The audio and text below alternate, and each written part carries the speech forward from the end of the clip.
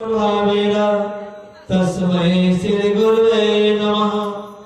जय गुरुदेव, जय गुरुदेव, जय गुरुदेव, गुरुदेव। जय गुरुदेव। शब्द रूप में विराजमान विश्व विख्यात संत शिरोमणि परम पूज्य गुरु जी महाराज, आपके चरणों में असंख्य कोटि नमन। वर्तमान के संसद गुरु महाराज जी, आपके चरणों में सतत नमन। आज के इस कार्यक्रम में उपस्थित बड़े बुजुर्ग, माताएं, बहनें, बच्चे और बच्चियां, जहां तक मेरी आवाज जा रही है, इस आवाज को सुनने वाले समस्त मानव प्राणी, आप सबके अंतरात्मा रूह को सादर नमन। जय गुरुदेव। भाइयों बहनों, हम सबका परम सौभाग्य है आज उस मालिक प्रभु की चर्चा में बैठे हुए हैं। ऐसा अवसर जीवन में कभी कभी मिला करता है। अगर ऐसा अवसर मिले तो अपने आप को परम सौभाग्यशाली समझना चाहिए। मैं पुनः एक बार आप सबको सादर आमंत्रित करता हूँ, जो लोग इस आवाज को सुन रहे हैं और अभी तक यहाँ नहीं आए, आप कृपया कष्ट करके सामने आए। मैं आपके दर्शन के लिए आया हूँ। अगर आप यहाँ आकर दर्शन देते हैं तो मैं समझूंगा आज का यहाँ आना मेरा सार्थक हो गया। अगर आने में असमर्थ है अथवा संकोच करते आने में, तो आप जहां भी हैं वहीं से आवाज को अवश्य सुनेंगे। और यहाँ भाई बहन, आप लोग शांति का दान देते हुए मेरा सहयोग करेंगे, ताकि मैं गुरु महाराज का संदेश आप के समक्ष रख सकूं। अभी हमारे भाई साहब आपको अपने तौर तरीके से गुरु महाराज का संदेश रख रहे थे। इन्होंने हर प्रयास किया आपको समझाने का, गुरु महाराज की बातें आपकी समझ में आ जाए। मैं भी दो शब्द आपके सामने रखूंगा।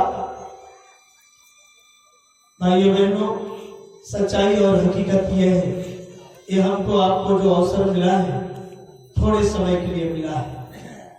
कब श्वासों की पूंजी समाप्त हो जाए किसी को पता नहीं। खेत में, खलिहान में, घर में, मकान में, दफ्तर में, दुकान में, कब कहाँ समय पूरा हो जाए किसी को पता नहीं। खाना खाते रहेंगे, आधी रोटी मुंह में, आधी रोटी बाहर। जब समय पूरा हो जाएगा, मौत का पैगाम आ जाएगा, तो मौत गले से आलिंगन कर लेगी। हम इस शरीर को, यानी इस किराए के मकान को खाली कर देंगे। यही दुनिया के लोग कहते हैं, कहेंगे बेचारा खाना खा रहा था, खाना भी नहीं खा पाया। सच्चाई है, जब इस संसार को छोड़कर जाना है, थोड़े समय के लिए मिला है, फिर अक्रम किस बात का, ऐठन किस बात का। हम यहाँ कहते हैं जिंदगी 4 दिन का मेहमान है। जब हम कहते हैं कि हम 4 दिन के मेहमान हैं, इससे साबित होता है कि हमारा घर कहीं और है, हम कहीं और के वासी हैं। हम यहाँ मेहमानी में आए हैं। जैसे आज रात भर के लिए आपके मेहमानी में आए और इस घर को ही कब्जा कर ले, तो बताइए हमारे साथ लोग क्या करेंगे व्यवहार। अभी संसार में हम आए मेहमानी में, और इस संसार को हमने जो है ऐसे कब्जा कर लिया, मगरमच्छ की तरह से पकड़ लिया, जैसे संसार को छोड़ना ही नहीं। तो 4 दिन के मेहमान है, 4 दिन के लिए आए हैं। 4 दिनों की प्रीत जगत में, 4 दिनों के नाते हैं। 4 दिनों की प्रीत जगत में, 4 दिनों के नाते हैं। पलकों के पर्दे पड़ते ही सब नाते मिट जाते हैं।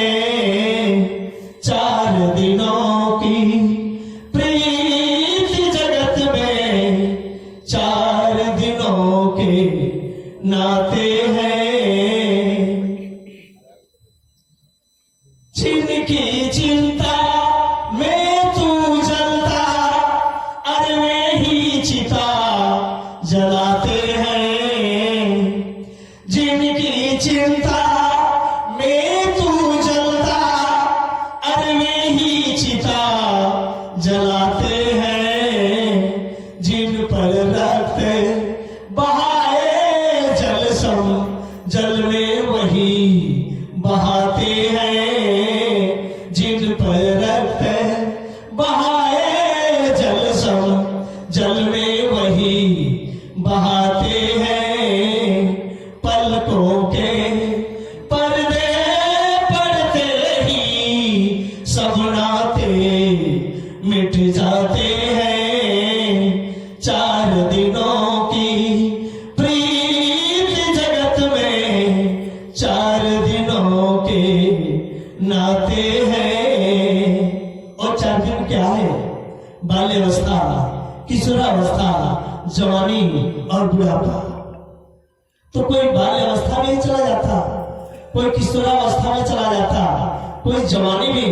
बहुत कम लोग चौथे दिन तक इस दुनिया में रहते हैं। घर के स्वामी के जाने पर घर की सुधि कराते हैं। घर के अंदर अगर मौत हो गई तुरंत बाहर निकाल दिए जाएंगे। आप लाख बारिश क्यों ना हो, ठंडा क्यों ना हो, धूप क्यों ना हो, बारिश में बारिश का मजा, ठंडे में ठंडे का। कोई मरम्मत, कोई गुंजाइश, कोई समझौता आपके साथ नहीं। घर के स्वामी के जाने पर घर की सुधि कराते हैं। घर के स्वामी के जाने पर घर की सुधि कराते हैं। पिंडदान कर प्रेतात्मा से अपना पिंड छुड़ाते हैं। पिंडदान कर प्रेतात्मा से अपना पिंड छुड़ाते हैं। पलकों के पर्दे पड़ते ही सब नाते मिट जाते हैं। 4 दिनों की प्रीत जगत में 4 दिनों के नाते हैं।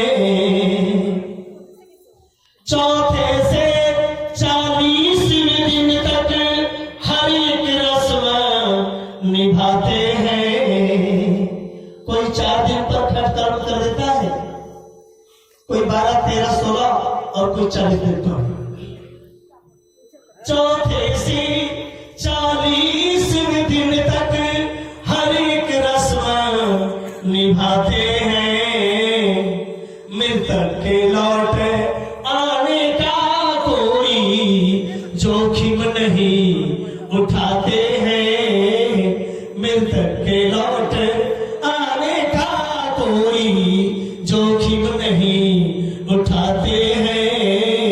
पलकों के पर्दे पड़ते ही सब नाते मिट जाते हैं। 4 दिनों की प्रीत जगत में 4 दिनों के नाते हैं। आदमी के साथ उसका किस्सा खत्म हो गया, आग ठंडी हो गई, चर्चा भी ठंडा हो गया।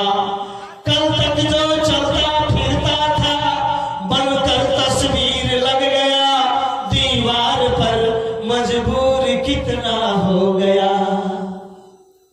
जब एक दिन दीवार पर तस्वीर बनकर चिपक जाना है, फिर अनशन किस बात का, आकलन किस बात का। समझते बड़े विद्वान हैं, बड़े धनवान हैं, बड़े बलवान हैं, बड़े बड़े राजे महाराजे आए इस संसार में, सबके सब चले गए। राज रियासत खंडहर बना हुआ है, लेकिन उन्हीं राजाओं में जो लोग ऐसे सदगुरु के पास गए, उनका नाम स्वर्ण अक्षरों में अमर हो गया। जैसे राजा पीपा, राजा भरथरी, राजा गोपीचंद, राजा हरिश्चंद्र, राजा मोहनराज,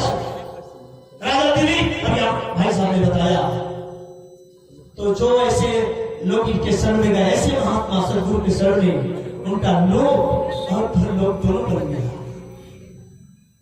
पलकों के पर्दे पड़ते ही सब नाते मिट जाते हैं। 4 दिनों की प्रीत जगत में 4 दिनों के नाते हैं।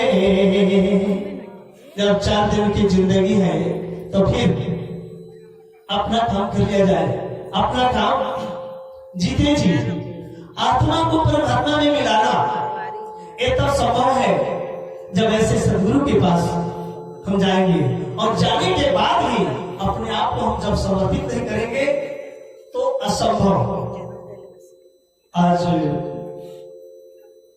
खैर कोई बात नहीं, जो भी होता है मालिक के मौज से ही होता है। संगत कई भागों में बटा हुआ, बहुत से हमारे भाई लोग मिलते हैं, बातें होती हैं, तब तो हाथ जोड़ लेते हैं। भाई गुरु महाराज ने कहा, महाराज जी भी कहते हैं कि बच्चों प्रेमियों, अगर कोई तुमसे बातें करता है उल्टा सीधे हाथ जोड़ लो। हाथ जोड़ लेते हैं और ये होना भी चाहिए। एक प्रार्थना मैं जरूर करूंगा आपसे। आप 5 नाम का माला जपते हैं, 5 नाम का स्मरण करते हैं जो गुरु महाराज ने बताया। आपके घर में परिवार में आने वाली पीढ़ी, आपके बच्चे बहू नाती पोते जो भी हैं, क्या उनको अधिकार नहीं है 5 नाम का स्मरण करने का? केवल आप ही को अधिकार है। तो मैं आपके चरणों पर माथा रख के आग्रह करता हूँ, प्रार्थना करता हूँ, उन आने वाली पीढ़ी के साथ धोखा मत कीजिए। उन्हें जहां नामदान मिलता है उन्हें जरूर नामदान दिलवाइए, जरूर उन्हें नामदान दिलवाइए। अगर नामदान आपने नहीं दिलवाया तो उनके साथ धोखा करते हैं और उसका खमियाजा, उसका सजा आपको भोगना पड़ेगा। इससे कोई माई का नाम इससे आपको बचा नहीं सकता, क्योंकि वो नाम का अधिकारी इस संसार में जो भी मनुष्य में आया है सबको अधिकार है उसको जपने का, साधना करने का। ये मैं आपसे आग्रह करता हूं। ठीक है, जहां मर्जी है जाइए, क्योंकि गोस्वामी जी महाराज ने कहा है भक्ति स्वतंत्र सकल सुखानी। भक्ति स्वतंत्र चीज है, जहां मर्जी जाइए, जो मर्जी कीजिए, कोई बात नहीं। मालिक ने तो आपको जब भेजा तो स्वतंत्र भेजा।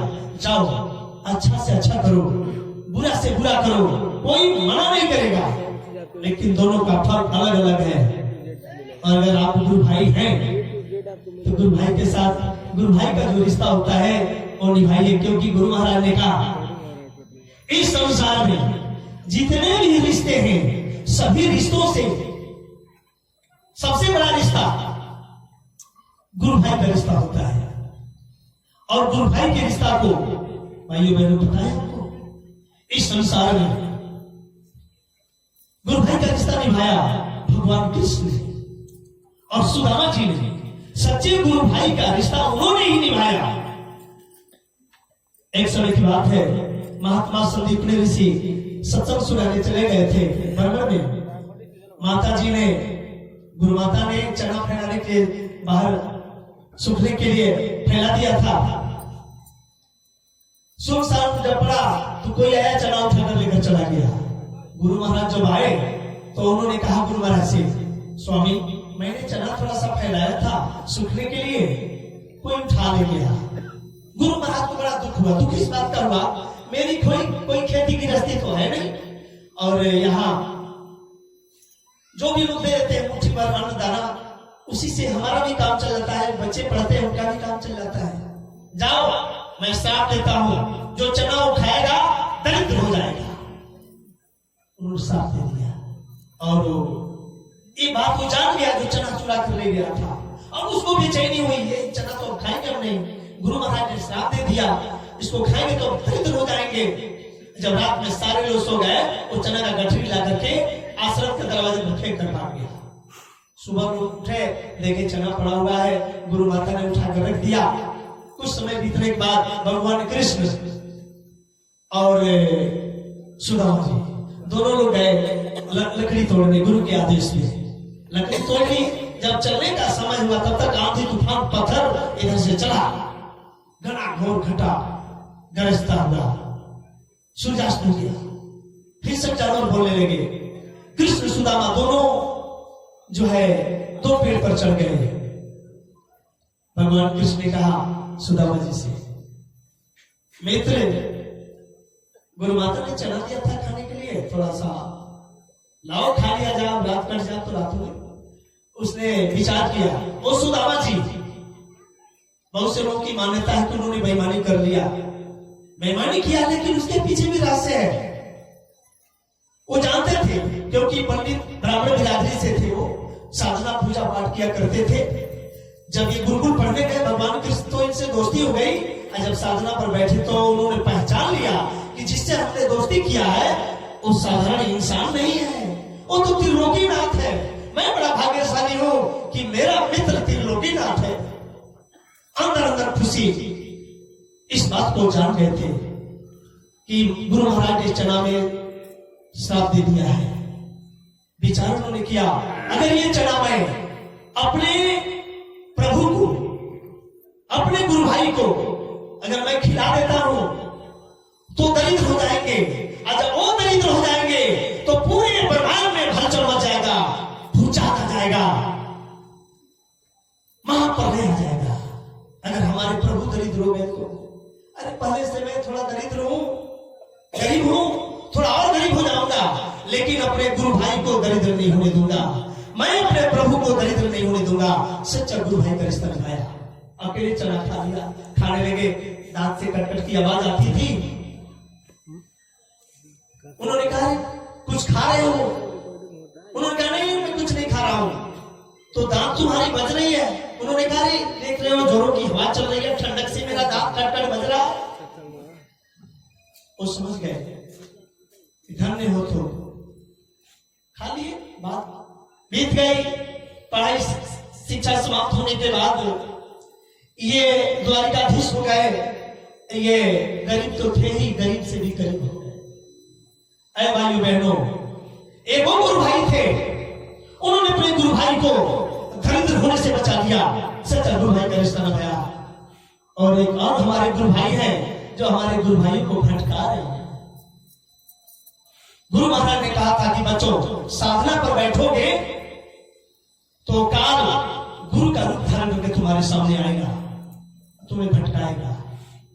उसका पहचान भी बताए थे गुरु महाराज। जब साधना पर बैठोगे तो गुरु का रूप धारण करके आएगा, तो उसका पहचान। अगर काल होगा तुम जय गुरुदेव नाम स्मरण करना, पांचों नाम का स्मरण करना, काल होगा तो गायब हो जाएगा। एक पहचान और उन्होंने बताया, अगर वो काल होगा, अगर वो काल होगा तो उसका आंख लाल होगा, और तुम्हारे अगर गुरु होंगे तो उनका आंख एकदम बिल्कुल नूरानी, वो सफेद होगा, उसमें से प्रकाश निकलता हुआ नजर आएगा। एक गुरु के विषय में पहचान बताया गुरु महाराज ने। लेकिन क्या हो गया, संगत में बड़ा बिखराव हुआ। कोई बात नहीं है, जैसी मर्जी कीजिए जाइए, लेकिन आने वाली पीढ़ी के साथ धोखा मत कीजिए, नहीं तो मालिक सजा देगा। क्योंकि अनजान में गलती, अनजान में भी जो होता है वो भी मालिक माफ नहीं करता, लेकिन उसका सजा थोड़ा बाद में मिलता है। लेकिन जानकर गलती करेंगे तो उसका सजा तो मिलेगा, सजा मिलेगी, जो है सजा भोगना पड़ेगा। इसलिए आपसे आग्रह करने आया हूं, आगे का समय अच्छा नहीं, आगे का समय बहुत बुरा समय, इतना बुरा समय आ रहा जो आपने कभी कल्पना भी नहीं किया होगा।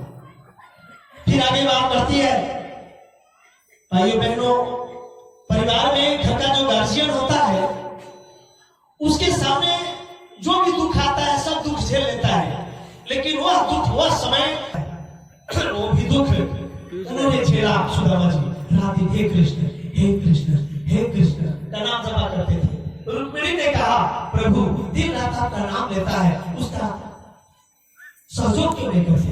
उन्होंने कहा, पगला हमसे सहयोग मांगता ही नहीं, अगर मांगे तब तो हम सहयोग दें, अगर थोड़ा सा भी वो इशारा करे तो मैं दौड़ कर जाऊं, लेकिन हमसे सहयोग नहीं मांगता। जब हम गुरुकुल में पढ़ने गए तो हमसे उससे दोस्ती हो गई, मित्रता हो गई, तो मित्र के रिश्ते में इससे भी सहयोग नहीं मांगता। मित्र के यहाँ सहयोग लेने तभी जाना चाहिए, अगर मित्र के ऊपर मुसीबत पड़ जाए तो उसका भी हम सहयोग कर सके। तो जानता है, वो जानता है अपने आप को कि मैं सहयोग नहीं कर पाऊंगा, इसलिए मेरे यहाँ सहयोग लेने नहीं आता, और मुझे भगवान भी मानता है। भगवान के रिश्ते से भी सहयोग नहीं मांगता। क्यों? कि वो ब्रह्म ज्ञानी ब्राह्मण है। वो जानता है कि जो कुछ भी मैं भोग रहा हूं अपने कर्मों का फल भोग रहा हूं। अगर मैं प्रभु से सहयोग ले लूं तो हमारे प्रभु सहयोग कर देंगे, लेकिन जो भोगने वाला खाता अभी चल रहा है यही अवरुद्ध हो जाएगा, ब्रेक लग जाएगा, बाकी लग जाएगा, इसको हम भोग नहीं पाएंगे।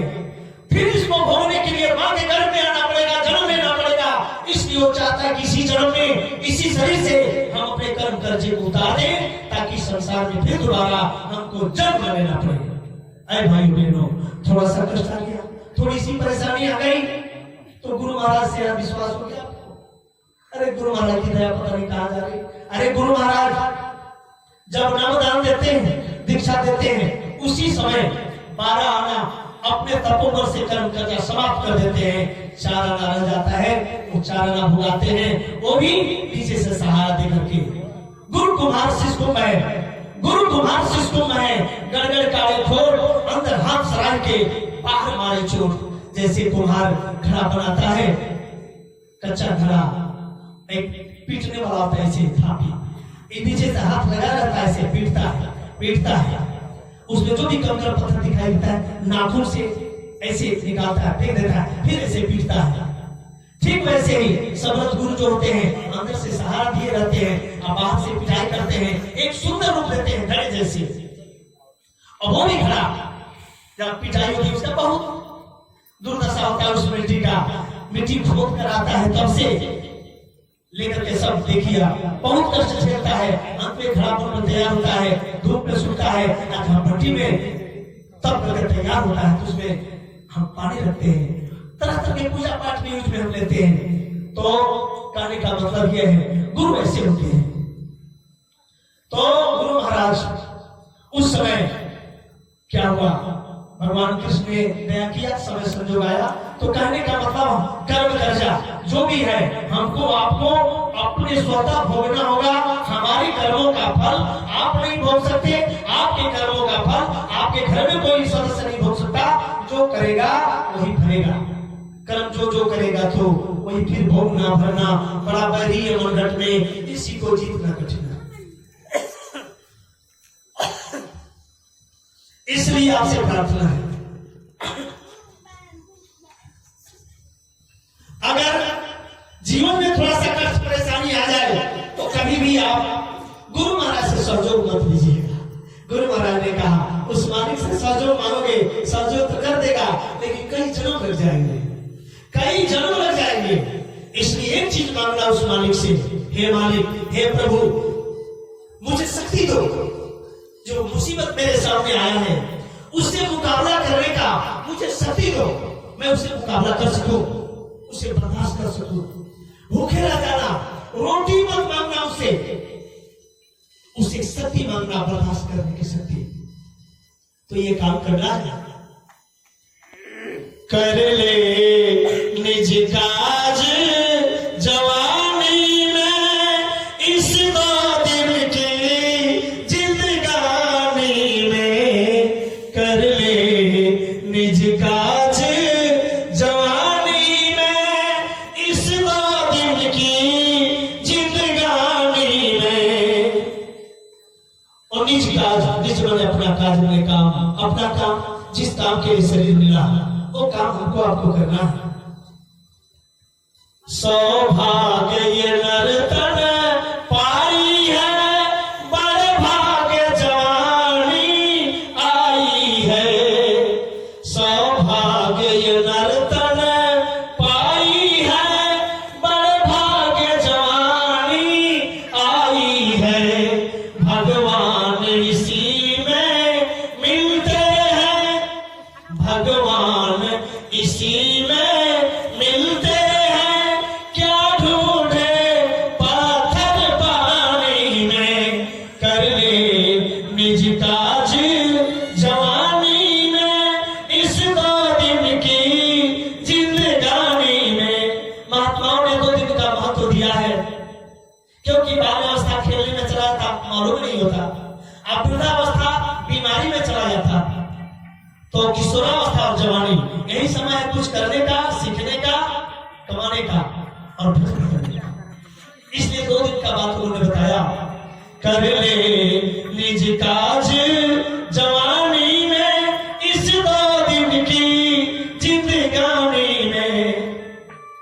मेहमान जवानी जाती है, फिर लौट कभी नहीं आती है।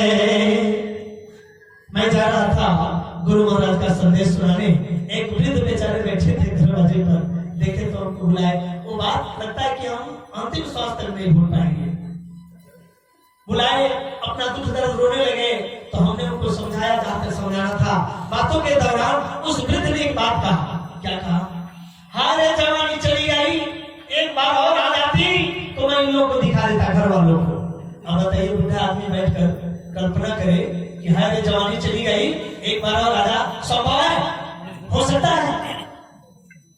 मेहमान जवानी जाती है, फिर लौट कभी नहीं आती है।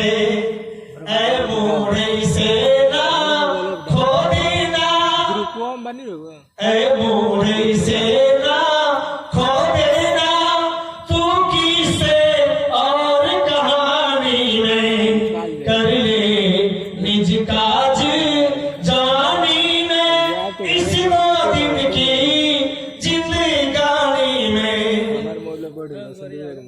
तू इससे खोजे प्रभु की कर, मिल जाए तो हो जाए निडर। तू इससे खोजे प्रभु की कर, मिल जाए तो हो जाए निडर। पर गुरु बिना ओ ना मिला करते, पर गुरु बिना ओ ना मिला करते। सब धर्म कहे निज वाणी में, कर ले निज काज जवानी में, इस 2 दिन की जिंदगानी में। विषयों में ना के भूली रहा, अपने बुद्धि बल पर फूल रहा। विषयों में ना के भूल रहा, अपने बुद्धि बल पर फूल रहा। ये मिट्टी की काया बिन सेगी, ये मिट्टी की काया बिन सेगी। जब जाए पिसे जब खानी में, कर ले निज काज जवानी में, इस 2 दिन की जिंदगानी में। कर ले निज काज जवानी में, इस 2 दिन की जिंदगानी में। जय गुरुदेव। भाइयों बहनों, बहुत से ऐसे भी प्रेमी मिलते हैं, बहुत से लोग माला मंत्र भी छोड़ दिया। मिलते हैं लोग, कहते हैं कि यार ये गुरु महाराज आए कर देंगे। ये तो अकाट सत्य है, बिना माला मंत्र के, बिना भजन किए, साधना किए आप पार नहीं जा सकते। गुरु महाराज नहीं करेंगे, वह तो केवल रास्ता बताते हैं। जब आप मेहनत करेंगे, जब आदमी मेहनत करता है, उसी का साथ मालिक भी देता है। ये बात इसलिए कहना पड़ता है, कुछ प्रेमी हैं जो माला मंत्र भी छोड़ते हैं।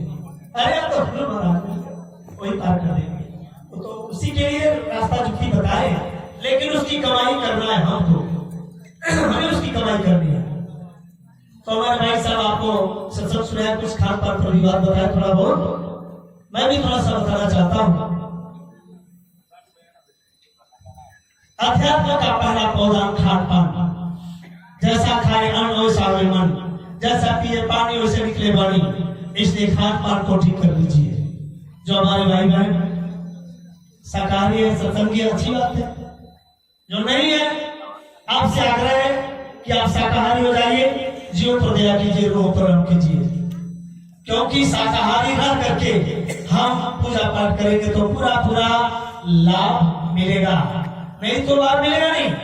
दया जो हम देवी देवता भगवान का हम पूजा करते हैं, वो दया भी ऊपर से दे रहे हैं। हमारे श्रद्धा सामर्थ्य के मुताबिक जो हम पूजा करते हैं उसके हिसाब से देवी देवता भगवान ऊपर से दया भी बरसा रहे हैं, लेकिन दया का लाभ नहीं मिल रहा।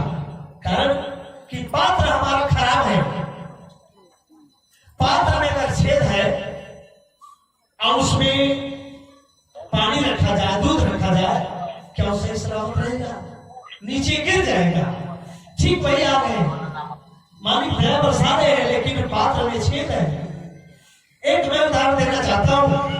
भगवान राम रावण में युद्ध हुआ और युद्ध जब समाप्त हो गया तो उस समय भगवान राम सभी भानु बंधुओं को बुलाते हैं, कहते हैं मेरे दोस्तों, साथियों, मित्रों, जिस काम के लिए मैं आया था वो काम मेरा पूरा हो गया।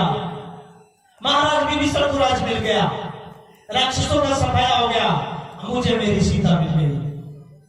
आओ गले से गले मिलते अपने घर चलते हैं। सब लोग गले से गले मिलने लगे। हनुमान जी नहीं आए। हनुमान जी किनारे जाकर समुद्र के किनारे बैठे हुए हैं, चुपचाप गुमसुम, ना बोल रहे, ना डोल रहे, नाराज हैं। भगवान राम सबसे मिलते हैं। उसके बाद भगवान राम ने कहा, अरे भाई हनुमान कहाँ है, नहीं दिखाई दे रहा। तो लोगों ने कहा हनुमान जी उधर बैठे हैं समुद्र के किनारे, किसी से बोल नहीं रहे, चुपचाप गुमसुम बैठे। तो भगवान राम समझ गए। भगवान राम सबसे मिलने के बाद स्वयं गए। जब भगवान राम हनुमान जी के सामने गए तो हनुमान जी ने ऐसा मुंह घुमा दिया, जब इधर गए तो इधर मुंह घुमा दिया।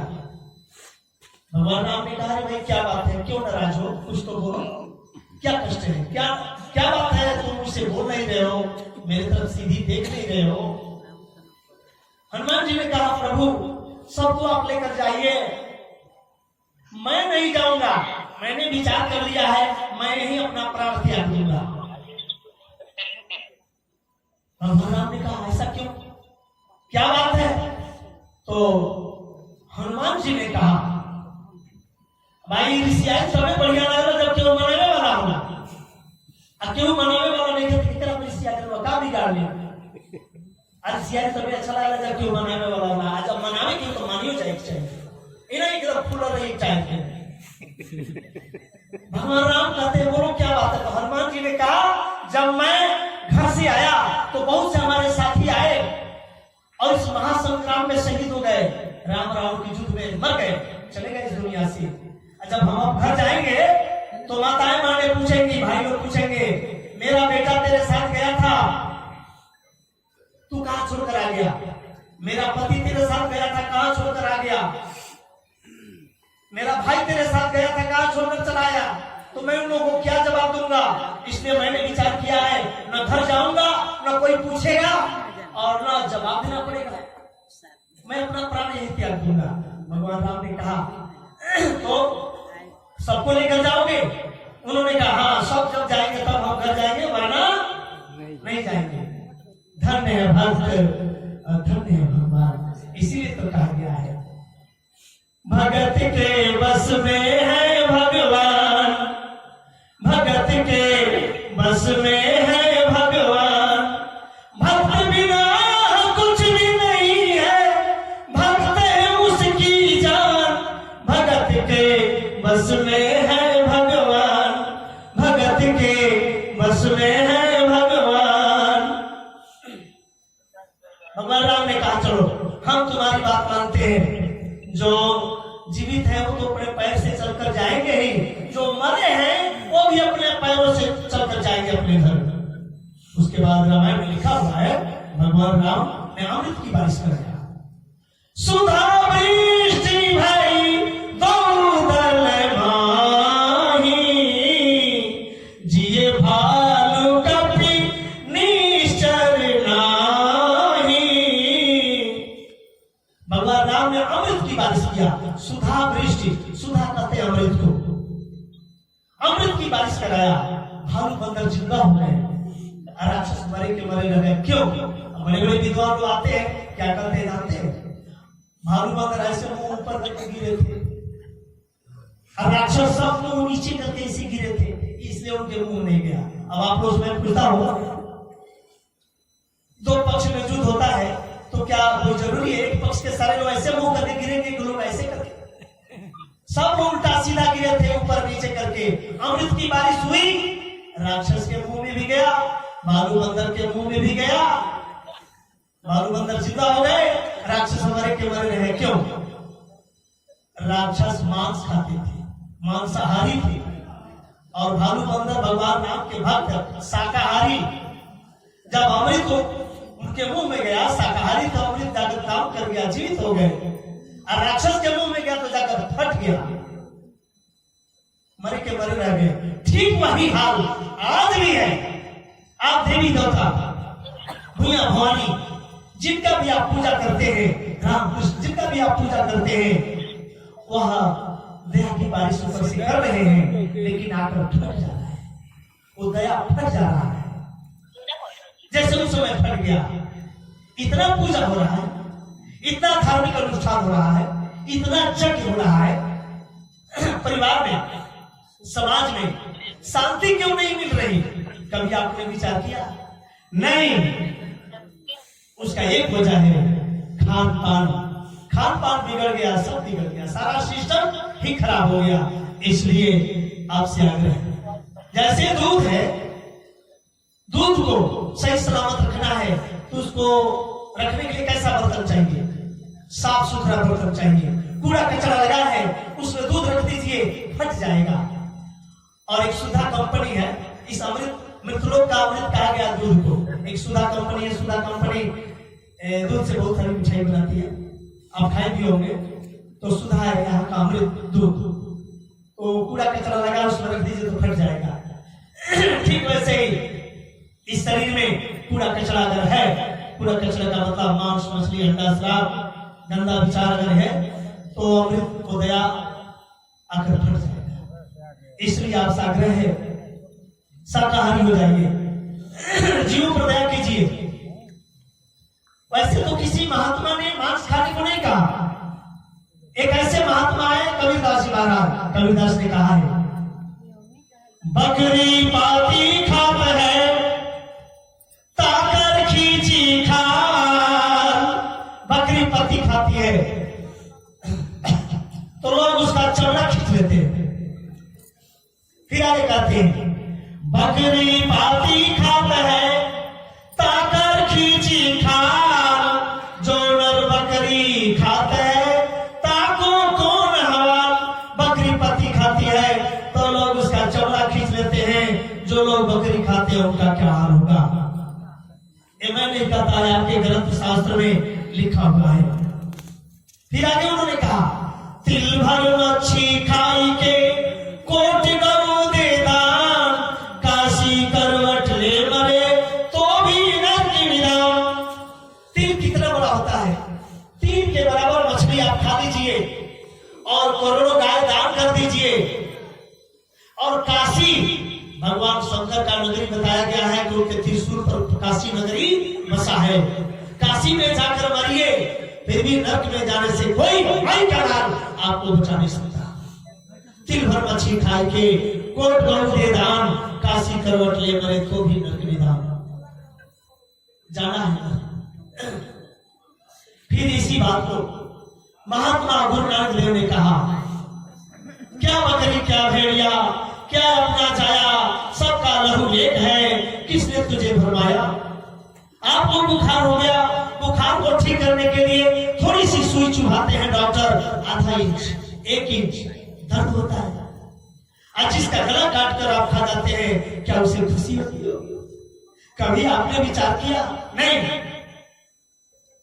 फिर आगे इसी बात को उन्होंने कहा, मत सताओ गरीब को, एक बेजुबान जानवर है, बोल नहीं सकता हमारे आप जैसे।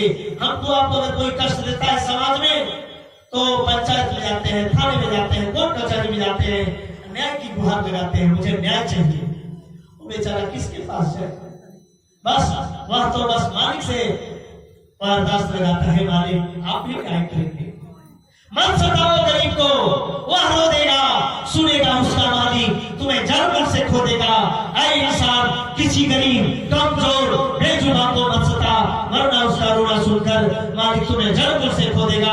आंखों से देखो, कानों से सुनो, बुद्धि से विचार करो, अंधे और बहरे मत बनो। सत्य के लिए तर्क करना उचित है, पर हठ और अभिमान से कुतर्क का सहारा लेना सर्वथा उचित है। ये महात्माओं की वाणी है।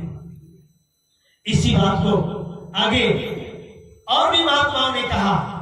भगवान बुद्ध ने कहा, सर्व पाप सकलम सर्वभूषण सुख सर्वदा सचित प्रयोजनम एतम बुद्धानुशासनम।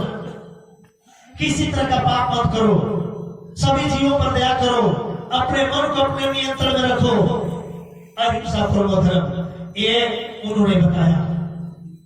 इसी बात को मनु जी ने कहा, अनुमंता विशासिता नेम न क्रय विक्रय संस्कृता जो भरना चखात कश्चित घात का। मारने की सलाह देने वाला, मारने वाला, मोल लेने वाला, बेचने वाला, पकाने वाला, परोसने वाला और खाने वाला सभी के सभी पापी हैं। मांस खाने वाले तो अगले जन्म में काटा जाएगा। कर्मों का बदला देना पड़ता है, देना पड़ेगा। इसलिए आपसे आग्रह है, ऐसा कोई काम मत कीजिए जो बार बार इस संसार में आना पड़े, बदला देना पड़े। महाराज जी ने एक आवाज और लगाया, माता पिता को सताओगे सीधे नरक में जाओगे। माता पिता की सेवा करो, उनके आशीर्वाद से फूलो फूलो। आपके द्वारा किसी कारण से अगर माता पिता को तकलीफ हुआ, आंसू बहे, तो आप कभी इस दुनिया में सकुशल नहीं रह सकते। इसलिए माता पिता को कोई कष्ट न हो, हर प्रयास करेंगे। आप जहां तक हो सके सुख देने का प्रयास करेंगे। भीष्म पितामह का नाम आपने सुना है महाभारत में। वो भीष्म पितामह अपने पिता के सुख के लिए पूरा जीवन का परित्याग कर दिया। जीते जी वो मुर्दा के समान थे इस संसार में, अपने पिता के सुख के लिए। और उन्होंने कहा, पिता धर्म पिता स्वर्ग पिता ही परमात्मा पितरी प्रीति मापन्ने प्रियंते सर्वदेवता। मातृधर्म मातृ स्वर्ग मातृ परमात्मा मातृ प्रीति मापन्ने प्रियंते सर्वदेवता। माता पिता अगर खुश हो गए तो सारे देवी देवता खुश हो गए। उन्होंने बताया, अगर माता पिता को कष्ट है तो आप कभी सफलता की मंजिल प्राप्त नहीं कर सकते। गुरु महाराज ने कहा, एक परिवार में 4 लोग थे, ध्यान दीजिएगा। वो 4 लोग थे, पति पत्नी नौजवान, एक वृद्ध बाप, एक छोटा सा प्यारा बच्चा। धन कमाते थे लोग, धन आता था घर में। खाना जब बन जाता था तो वृद्ध बाप मिट्टी का बर्तन लेकर बैठ जाता था, लोग उसमें खाना देते थे। खा करके अपने स्वयं साफ कर देता था, बर्तन रख देता था। एक दिन खाना खाया वृद्ध बाप, बर्तन धोने के लिए जा रहा था, तब तक ठेस लगा, गिरा, बर्तन फूट गया। आज जब बर्तन फूट गया तो रोने लगा, इसलिए इस बर्तन के लिए मेरा लड़का मुझे बहुत डांटेगा। रोने लगा। छोटा सा बच्चा था, प्यारा लड़के का लड़का, वो भी रोने लगा। वो नौजवान है, देखा, कहा, पिताजी क्या बात है, क्यों रो रहे हैं? पिता ने कहा, बेटे, जिस बर्तन में मैं खाता था वो बर्तन फूट गया, उसी के लिए मैं रो रहा हूं। तब तक ध्यान दिया उसको अपने बच्चे पर। कहा, बेटे तू क्यों रो रहा है, तुम्हें क्या कष्ट है? बच्चे ने कहा, डैडी मैं भी इसी बर्तन के लिए रो रहा हूं। उसने कहा, क्यों? बच्चे ने कहा, मैं सोच रहा था जब आप बूढ़े हो जाएंगे तो इसी बर्तन में मैं आपको खिलाऊंगा। दादाजी ने फोड़ दिया। अरे भाइयों बहनों, उस नौजवान का होश उड़ गया, हाथ जोड़ लिया, कहा, बेटे मुझे माफ कर दो, मैंने बहुत बड़ी गलती किया है। और उस दिन से स्वतः सेवा करने लगा अपने पिता का। इस प्रसंग को गुरु महाराज सुनाए थे। उन्होंने कहा, बेटे बच्चों, जो तुम कुछ भी करते हो, तुम्हारे हर क्रियाकलाप को तुम्हारे बेटे बहू ये बच्चे छोटे छोटे देखते हैं बड़े ध्यान से कि हमारे पिताजी अपने पिता के साथ माता के साथ कैसे व्यवहार करते हैं।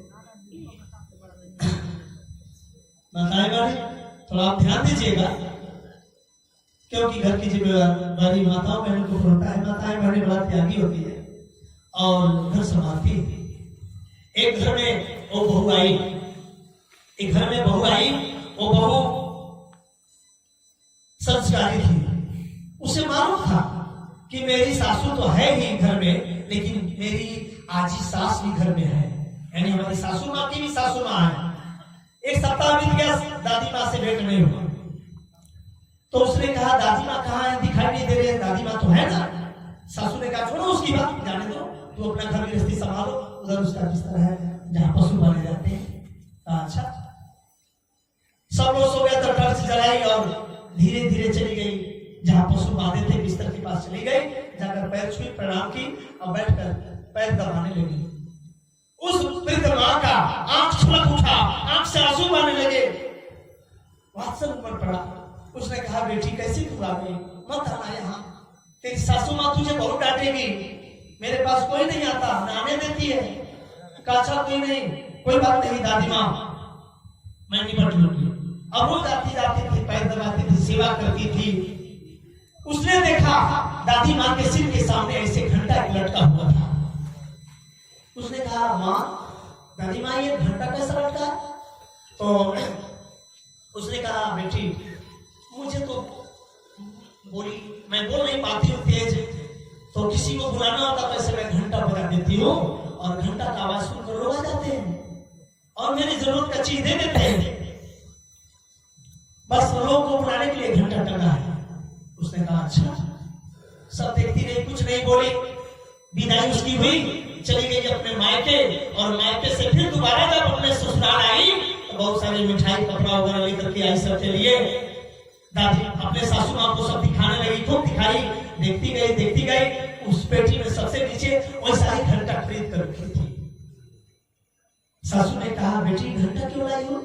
उसने कहा दादी सासू माँ एक घंटा आपके लिए लाई, क्योंकि दादी माँ जो लेटी है उनके सामने जो घंटा लटका हुआ है वो जब मर जाएगी तो घंटा तो घाट पर चला जाएगा उनके साथ। तो जब आप वृद्धावस्था पहुंच जाएगी तो आपका बिस्तर मैं वहीं लगाऊंगी और आपके सामने भी घंटा से लटका दूंगी, आप घंटा बजाती।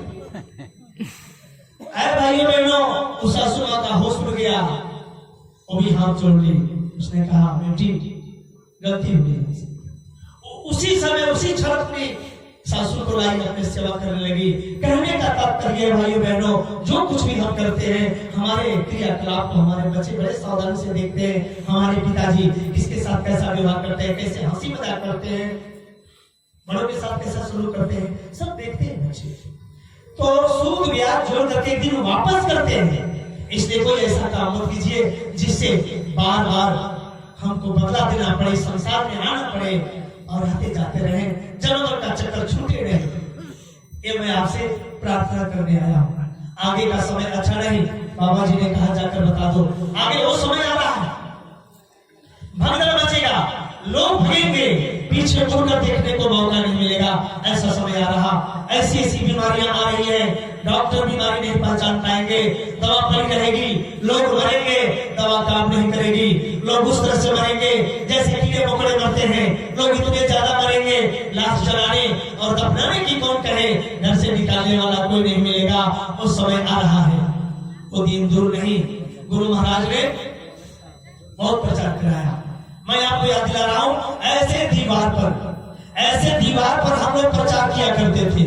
दीवार पर दोनों तरफ से ऐसे साड़ बना करके पेंटर को बुलाते थे, साड़ बनवा कर ऐसे लड़ा देते थे फिगर में।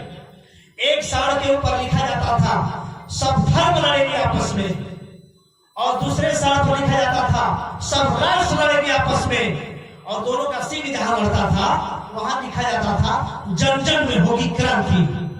और ये बात है 1980 से 90 के बीच की बात है। 10 साल गुरु महाराज ने प्रचार कराया, उसके बाद वो प्रचार बंद। 1980 से 90 तक गुरु महाराज ने प्रचार कराया और ये प्रचार किया गया। आज वो सामने से गुजर रहा है, सभी धर्म वाले लड़ रहे हैं, मेरा धर्म बड़ा है तो मेरा धर्म बड़ा है, तो हम उस राष्ट्र को धराशायी कर दें, उस पर हम कब्जा कर ले। राष्ट्र और धर्म दोनों लड़ रहे हैं, और जमीन में हर घर में हर परिवार में लड़ाई झगड़ा, बाप बेटे में झगड़ा, सास बहू में झगड़ा, माँ बेटी में झगड़ा, भाई भाई में झगड़ा, भाई भाई की खून का प्यासा बना हुआ है। क्या हो गया, सब खत्म। वो 80 से और 90 के दशक की बात जो है आज सामने से गुजर रही है। उस समय हम लोगों ने प्रचार किया, तो बाबा जी ने कहा उस समय आ रहा है, घर से लाश निकालने वाला कोई नहीं मिलेगा। मिलेगा। अब एक बीमारी आई, पूरे विश्व को भुला कर रख दिया, पूरे विश्व को झकझोर दिया, अपनों से अपनों को दूर कर दिया। बाहर से बच्चे आए, बड़ी मुसीबत झेलते हुए, काम बंद, फैक्ट्री बंद, पैसा आमदनी बंद, खाना पीना सब कुछ बंद, भूखे प्यासे आए। आने के बाद बैग उनका बाहर फेंक दिया गया, अलग स्कूल में भेज दिया गया, जाओ 14 दिन वहां रहना। अपनों से अपनों को दूर कर दिया। ऐसे भी देखने को मिला, मरने के बाद दाह संस्कार करने में लोग नहीं गए, घर के लोग नहीं गए। इस तरह से देखने को मिला है। अब वो बीमारी जो आ रही है, गुरु महाराज जी ने बताया है, शाम को बीमारी होगी, वो आदमी सुबह का सूरज नहीं देख पाएगा।